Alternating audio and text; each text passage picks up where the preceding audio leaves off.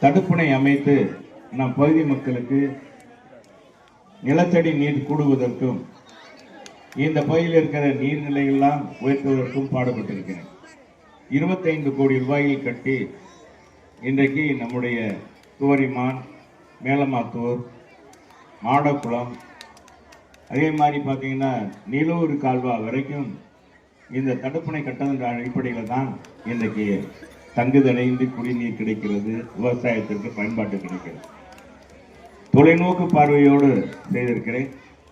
அதே மாதிரி குடிமங்கலத்தில் இருக்கிற விவசாயிகளுக்கு பயன்பட வேண்டும் என்பதற்காக ஒரு தடுப்பணை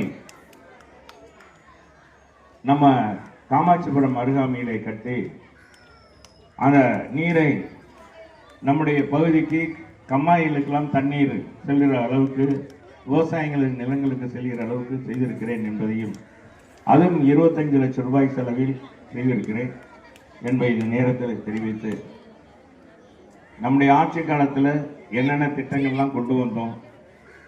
அம்மா அவர்கள் 10 ஆண்டுகள் இருந்தார்கள் ஆட்சியில், 16 ஆண்டுகள் ஆட்சியில் இருந்திருக்காங்க. அவங்க ஆட்சியில் தான் தொட்டில் குழந்தை திட்டம் கொண்டு வந்தாங்க, மகளிர் காவல் நிலையம் கொண்டு வந்தாங்க, இருசக்கர வாகனம் கொடுத்தாங்க, பெண்கள்லாம் படிக்கணும் என்பதற்காக சைக்கிள் கொடுத்தாங்க, பாடப்புத்தகம் இலவசமாக கொடுத்தாங்க, மடிக்கணினி கொடுத்தாங்க, லேப்டாப் மாணவர்கள் தான் படிக்கணுன்றதுக்காக தாலிக்கு தங்கம் கொடுத்தாங்க. அதே மாதிரி பார்த்தீங்கன்னா கர்ப்பிணி பெண்களுக்கு 18,000 ரூபாய் கொடுத்தாங்க. கொடுத்தாங்களா இல்லையாமா? கொடுத்தாங்க. விலையில்லா அரிசி கொடுத்தாங்க. அனைத்து குடும்ப அட்டைதாரருக்கும் விலையில்லா அரிசி. விலையில்லா மிக்சி கிரைண்டர் கொடுத்தாங்க. அனைத்து குடும்ப அட்டைதாருக்கும் தான் கொடுத்தாங்க. இவங்கள மாதிரி தகுதி பார்த்து அல்ல, தகுதி பார்த்து கொடுக்கறோன்னு சொல்லி 1000 ரூபாய் கொடுக்கணும்னு சொல்லிட்டு 27 மாசம் கொடுக்காம 28வது மாசம் தான் அது நாங்கெல்லாம் போராட்டம் பண்ண அடிப்படையில் சட்டமன்றத்தில் தொடர்ந்து வலியுறுத்தின் அடிப்படையில் 1,16 லட்சம் பேருக்கு தான் கொடுத்தாங்க. மற்றவங்களாம் தகுதி இல்லைன்ட்டாங்க. ஆனால் தேர்தல் அறிக்கையில் தகுதி பார்த்து தான் கொடுப்போம்னு சொன்னார் நம்ம முதலமைச்சர்.